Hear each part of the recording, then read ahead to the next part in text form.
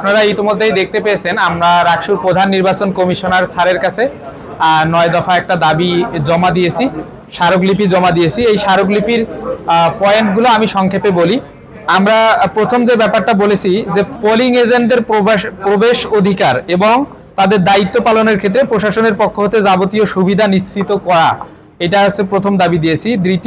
দ্বিতীয় যে দাবিটা দিয়েছি, সাংবাদিকদের মধ্যে হতে অর্থাৎ আপনারা যারা আসবেন সাংবাদিকদের জন্য পৃথক আইডি কার্ডের ব্যবস্থা রাখা এবং কেবল প্রশাসনের অনুমোদিত সাংবাদিকদের ভোট কেন্দ্রে প্রবেশাধিকার প্রদান করা।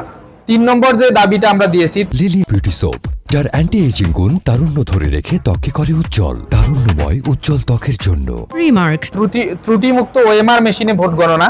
আপনারা দেখতে পেয়েছেন আমাদের ইতোমধ্যে জাকসু নির্বাচনের ক্ষেত্রে 3 দিন সময় লেগেছে ম্যানুয়ালি গণনা করে। এজন্য আমরা ত্রুটিমুক্ত ওএমআর মেশিনের ভোট গণনাটা এটা দাবি করেছি, যেন দিনের ফলাফলটা আমরা দিনেই পাই।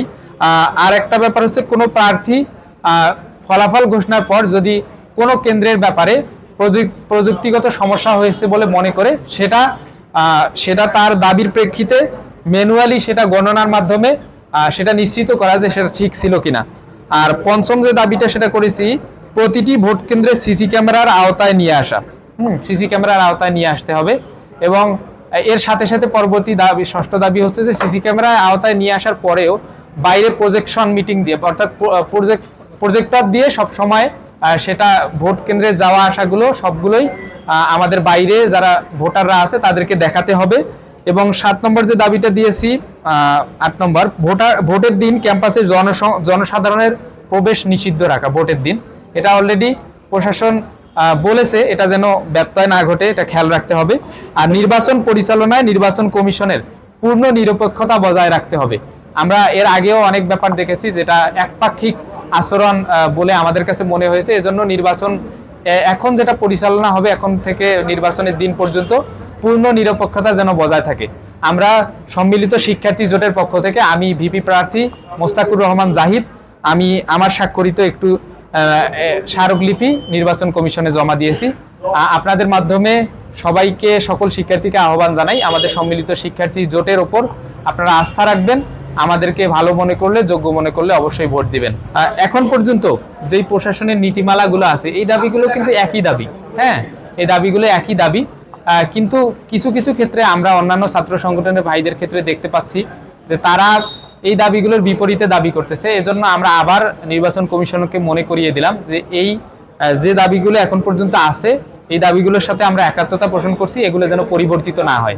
রাকসু নির্বাচনে যারা ভোটার এবং যারা প্রার্থী, তারা ব্যতীত তো এই রাকসু নির্বাচনের দাবি দেওয়া হোক বা রাকসু নির্বাচনের প্রচারণার কার্যক্রম বা যে কার্যক্রমই বলি না কেন, সেটা করা অনুচিত।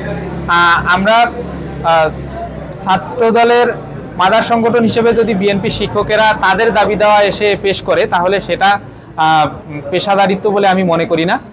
অবশ্যই ছাত্র দলের ভাইদের দাবি বা যে কোনো ছাত্র সংগঠনের দাবি তাদের নিজেদেরই এসে পেশ করা উচিত।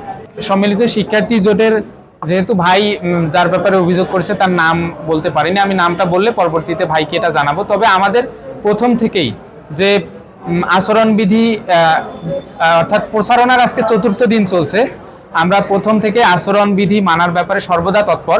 এবং এখন পর্যন্ত কোনো ছাত্র সংগঠন বা কোনো স্বতন্ত্র প্রার্থী আমাদের বিরুদ্ধে আচরণবিধির অভিযোগ প্রশাসনে করতে পারে নাই। কিন্তু আমরা ইতোমধ্যেই কয়েকটা আচরণবিধির অভিযোগ প্রশাসনের ক্ষেত্রে করতে বাধ্য হয়েছি।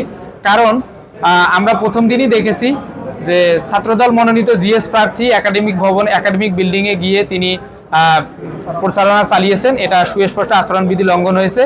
তারপরে অন্যান্য অনেক প্রার্থী যারা প্রচারণা শুরু হওয়ার আগেই পোস্টার লিফলেট বিতরণ করেছে, সেটা আচরণবিধি লঙ্ঘন হয়েছে। লিলি বিউটি সোপ, যার অ্যান্টি এজিং গুণ তারুণ্য ধরে রেখে ত্বকে করে উজ্জ্বল, তারুণ্যময় উজ্জ্বল ত্বকের জন্য। রিমার্ক।